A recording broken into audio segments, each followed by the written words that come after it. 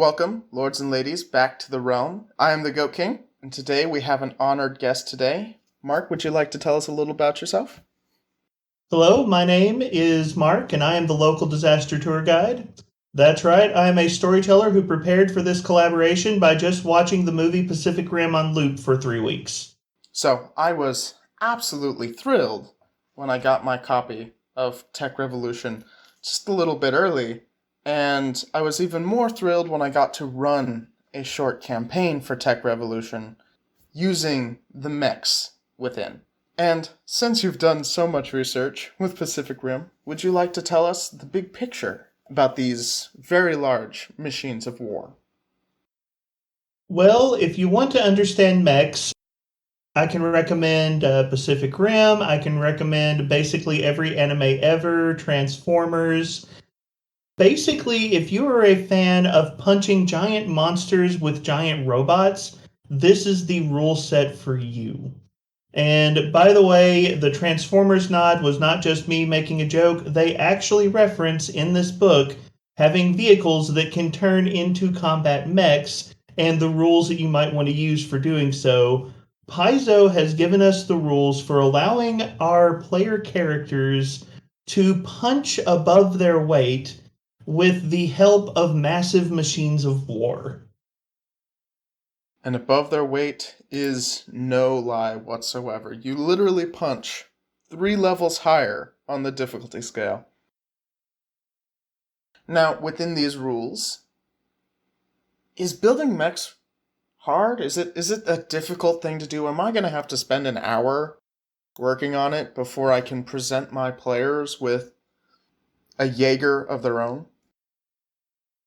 Well, as with many things in Starfinder, you can certainly go deep in building things, customizing things, and creating exactly what you want with this rule set. There are rules for player characters to build mechs, and then there's even a section for game masters, things you need to consider if you want to throw your party up against a mech. And, if you want to have that battle of players versus an enemy mech, there's going to be considerations on both sides. They give you the rules for them. Overall, in my opinion, the rules are not too bad. If you have seen the rules for building your own starship in the core rulebook, the rules for mechs are going to be similar to that. There's going to be some familiar concepts there, but I feel like overall it's a little bit easier. And they've definitely put the structures in place where if you want to go deep and if you really want to super customize your mech, you can do that. But overall, the process is pretty simple. And for your players, what they're going to want to check out is page 97 of the Tech Revolution book, where they actually have a page dedicated to the process of how you create your own mech. They give 9 steps in total. The first step is to conceptualize your mech, kind of come up with what do I want this to be, what do I want it to look like. And then step 2, you get into what's called mech points. And this is where you can go as simple or as crazy as you want to. They have a table that tells you how many mech points that your party gets per player character. And the cool thing about this is your players can take all of their mech points and they can combine them into one super mech, kind of Power Rangers, if you will, where they're all controlling the same mech. Or you can split it up where they all have their own mechs that operate independently from one another. You can kind of go either directions, but they give you the points to use, and then you go through selecting a frame, selecting the limbs, selecting the power core, selecting weapons and the auxiliary systems, so kind of 5 steps there. You can slap upgrades on there if you want to, and then you just go in and fill the details. They have a convenient mech sheet in the back of Tech Revolution that you can use, and it's just one-sided page. So the amount of information I feel is not overwhelming, but you go through those steps and you will have your own machine of war that you can take up against some kaiju. It is very on par with the starships. as you mentioned before, pointing out the transform blurb, there's also an assemble blurb. You can take your handful of mechs, your 4, 5, 6 mechs, and that each of your players has designed, and have a separate sheet for the combined mech, where all their mechs come together, and now they are using this one sheet, this one mech, and they form their super titan busting Gurren Lagann crazy machine that I don't really know where I'm going with this. It's big, it's powerful, and the earth shakes in terror. When Rita Repulsa makes the monster grow, they've got an option. Shout out to my childhood. Speaking of building the mechs, did you see any weapons or auxiliary systems that you found particularly interesting? Well, in terms of weapons, I have to say my favorite is the plasma sword, and that may be just a cop out answer, if you will, but it's classic, and I love the flavor of it.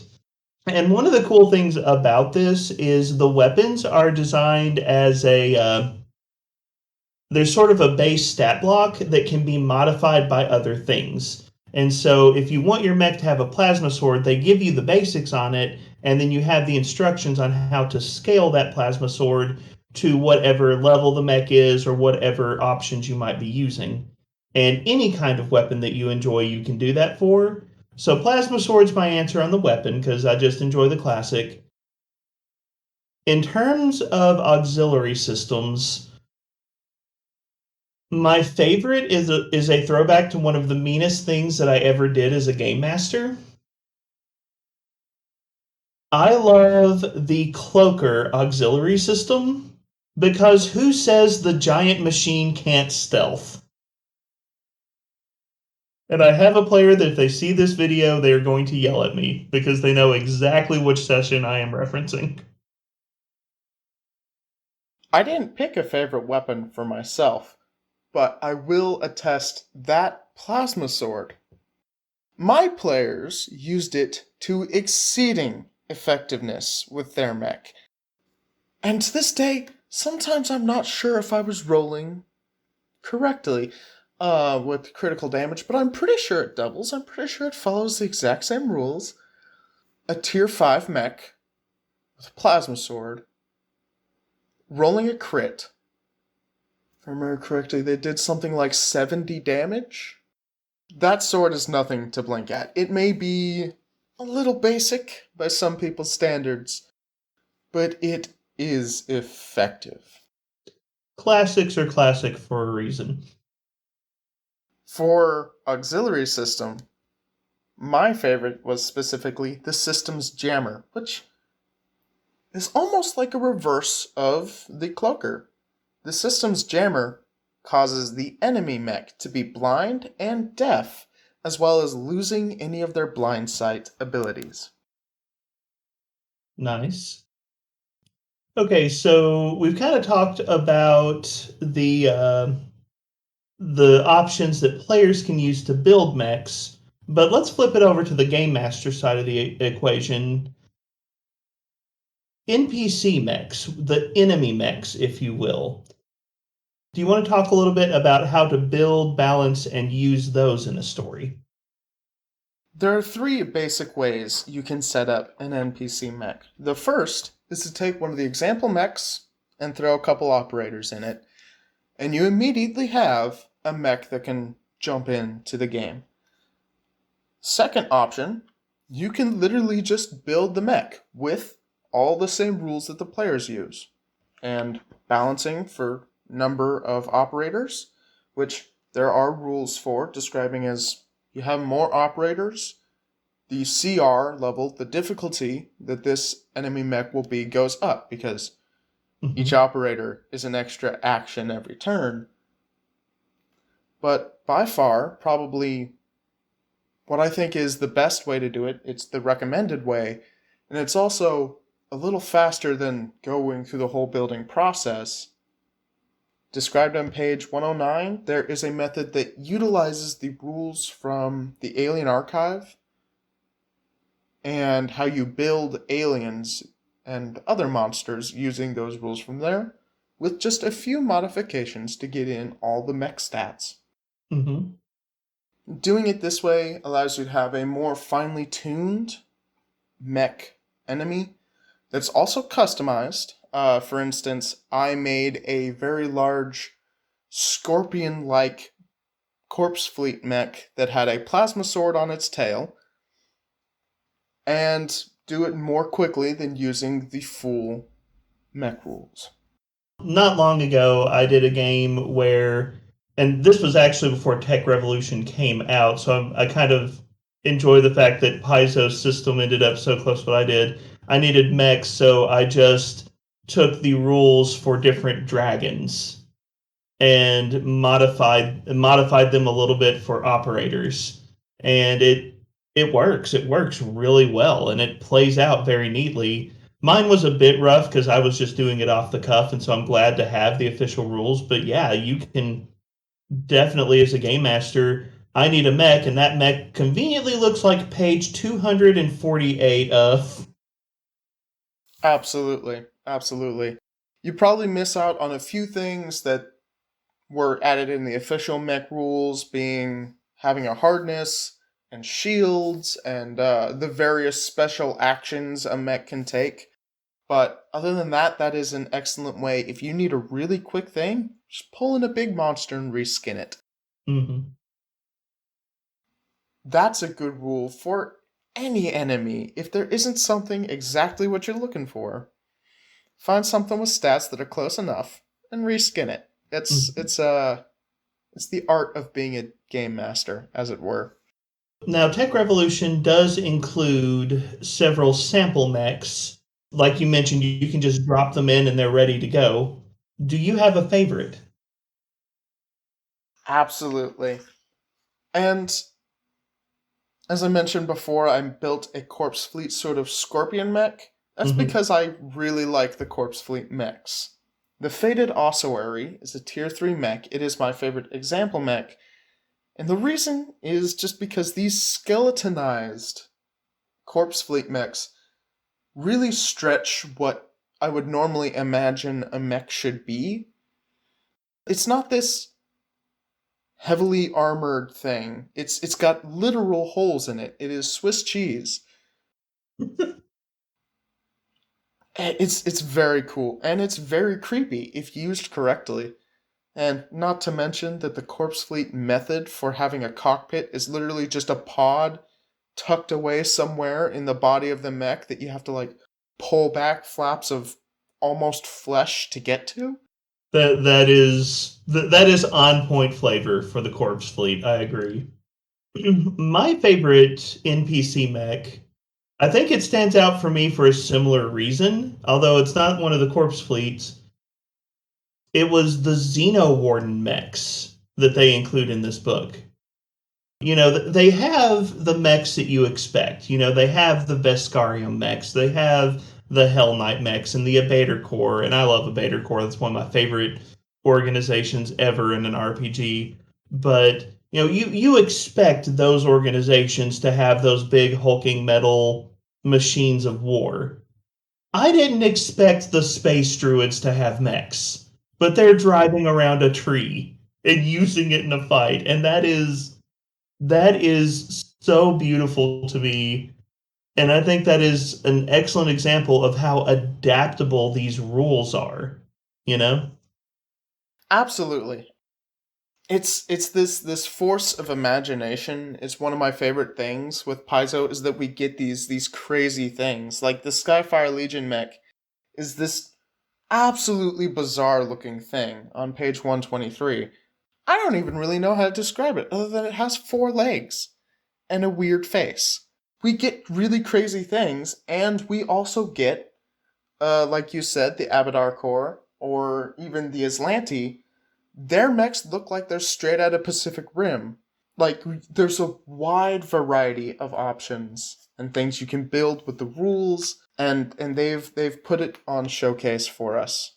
So you have mentioned that you've actually run some battles with some mechs.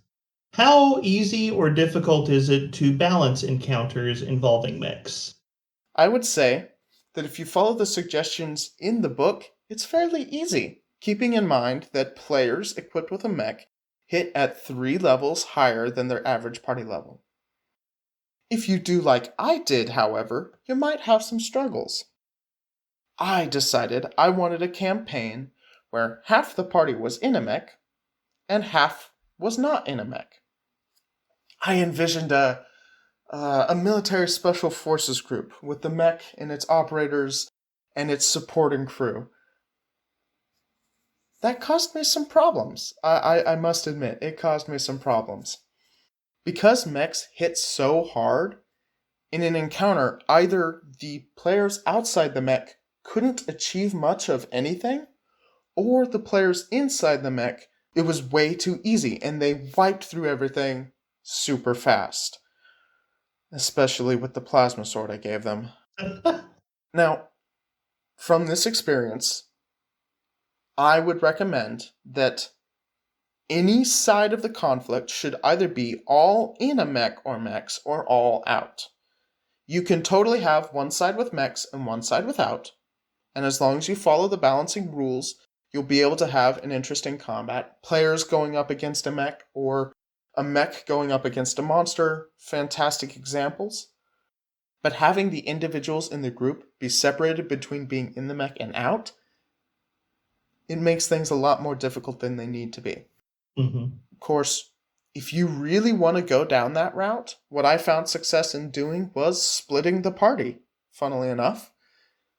I had a mission where the mech needed to hold back a stronger, more powerful mech and keep it occupied, while the other players needed to infiltrate and collect information and leave a little sabotage on their way out.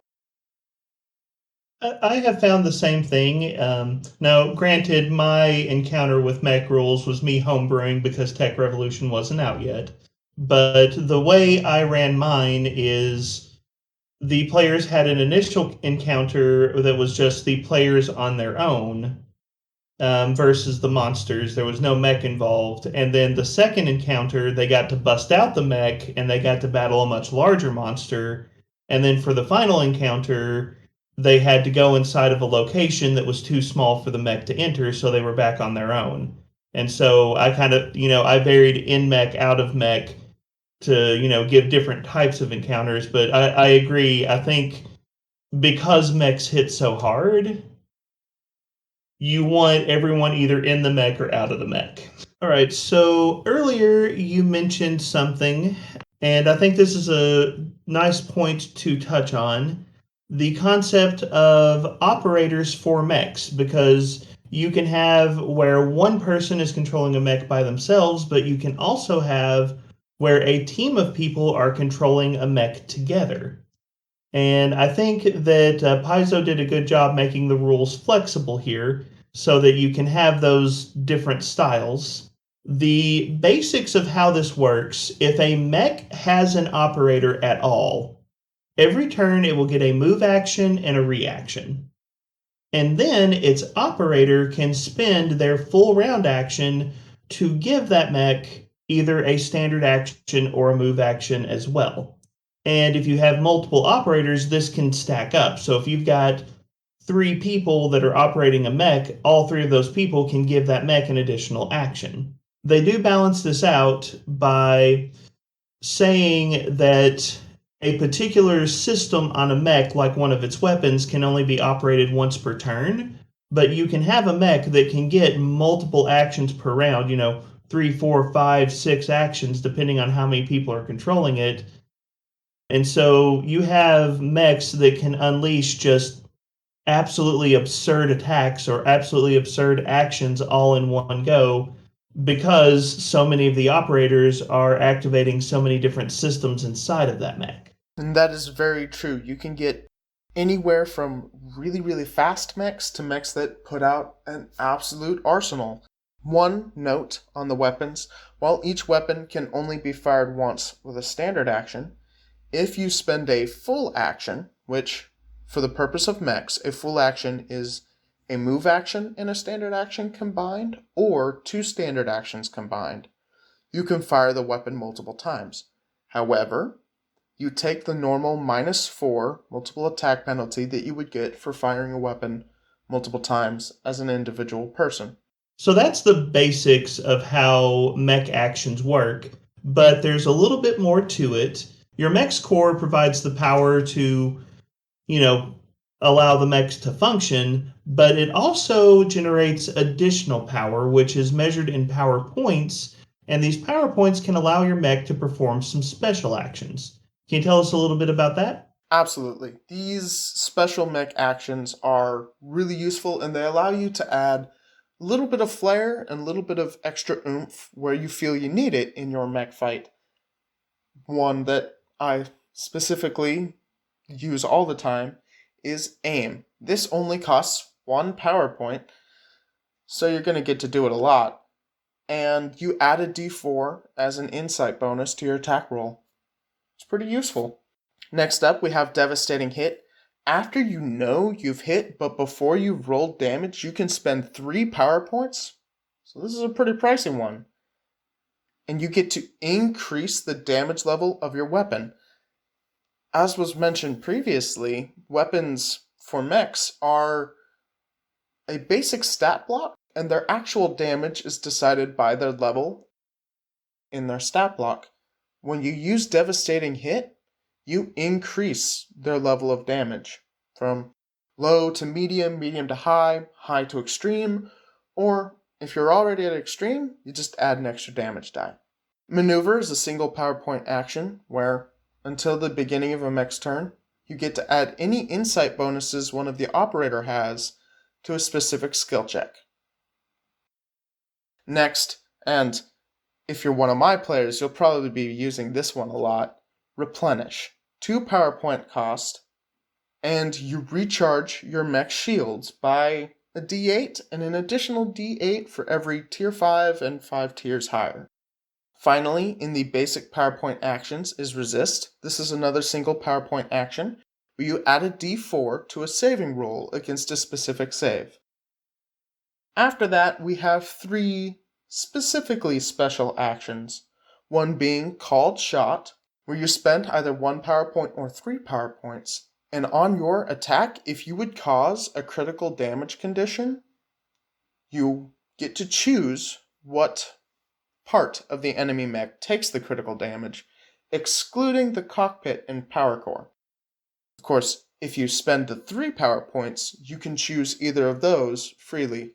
Next, we have Hurl, which I'm sure we all love Hurl.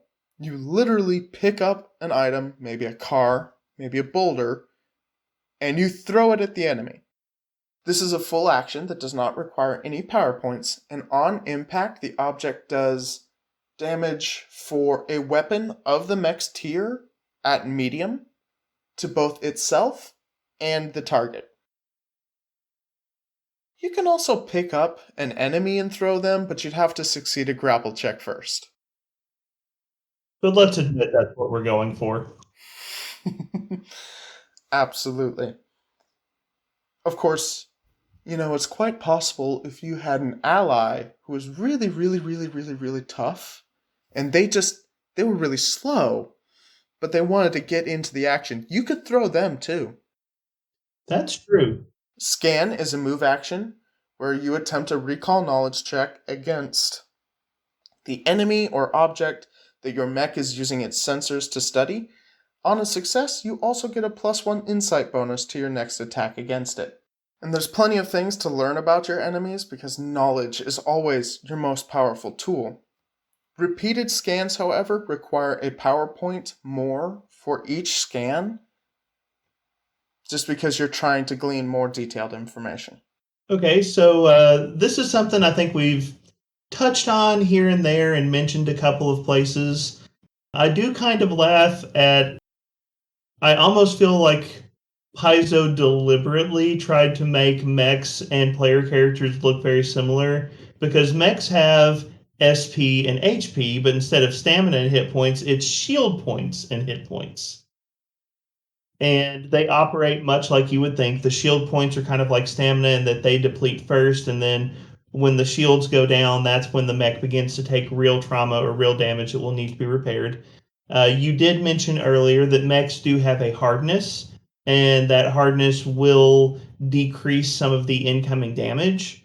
But then they also add system failure rules in, and this is similar to Starship Combat, but it's one of the things that I think is a good thing that they've pulled from Starship Combat, in that when your mech drops below 2/3 health and 1/3 health, a random system is either going to malfunction or become inoperative.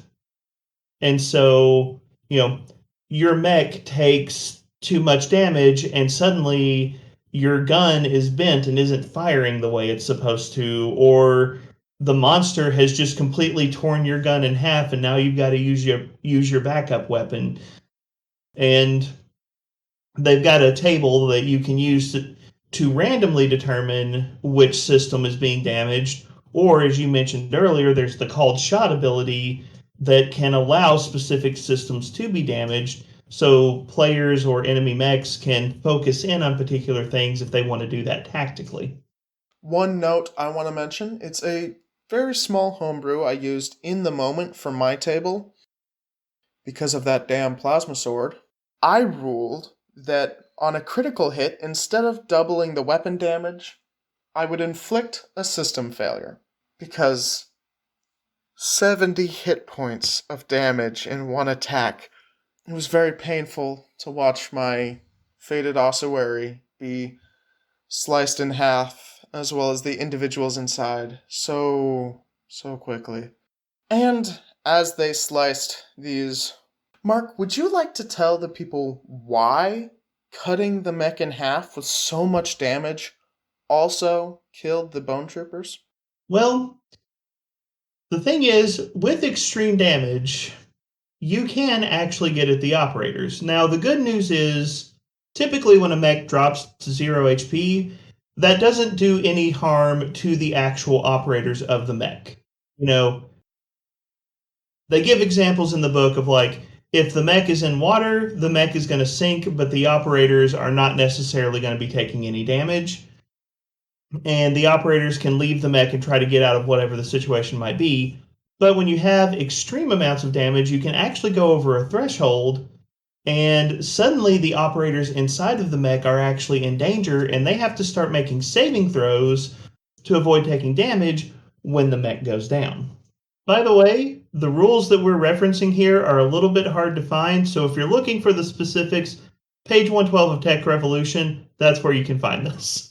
Of course, the fact that the operators only got damaged at the very end with that excessive damage, that shows that the mechs themselves are a fully enclosed space. And a part of that is that spells, either from your players or from outside the mech, cannot go past the mech and go into it.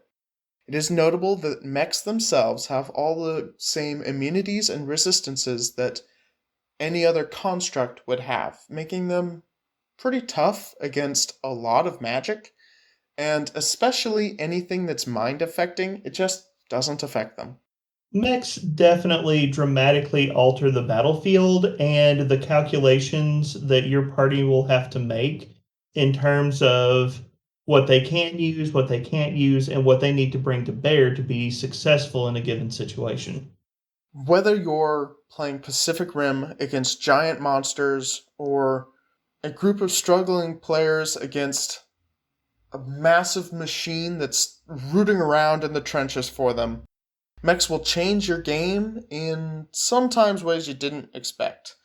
These half steps between player and starship have been a lot of fun for me to play with, and I hope you all have fun with them at your table.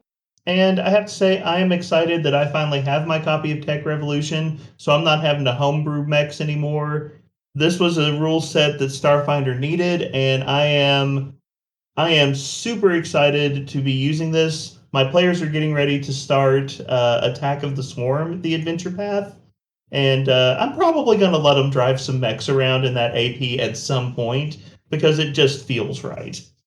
That is perfect.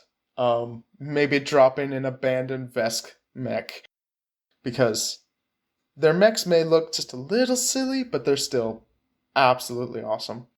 Thank you again for being with us here, Mark. Would you like to tell the viewers where they can find more of your content and what your channel is all about? Well, I am known as the local disaster tour guide, and I have a small YouTube channel. I'm sure you'll be throwing up a link maybe on the video, maybe in the description somewhere. But basically, my channel is dedicated to the art of storytelling in TTRPGs. Pathfinder and Starfinder are my two favorite games, but I occasionally will dip into other games as well. But I just enjoy talking to people about the art of storytelling and how game masters can tell better stories, how players can tell better stories, and how we can improve this hobby overall. And speaking of conversations, there is another half to this conversation, which is actually going to be on my channel. Goat King is going to be over on my channel, and we're going to be talking about another piece of Tech Revolution, the Nanocyte class. So I'm sure he will have some links for you guys as well, and we definitely want you to be a part of that conversation too. That will absolutely be linked in the description. I'm excited to see all of you over there on the local disaster tour guide. It's an epic channel and truly a treasure for the community. Thank you for being with us today. Thank you very much. Have a wonderful day. Thank you again for visiting the realm. Don't forget to check out the local disaster tour guide's channel, where we will be talking about the fantastic Nanocyte class from Tech Revolution, and I'll meet you all over there.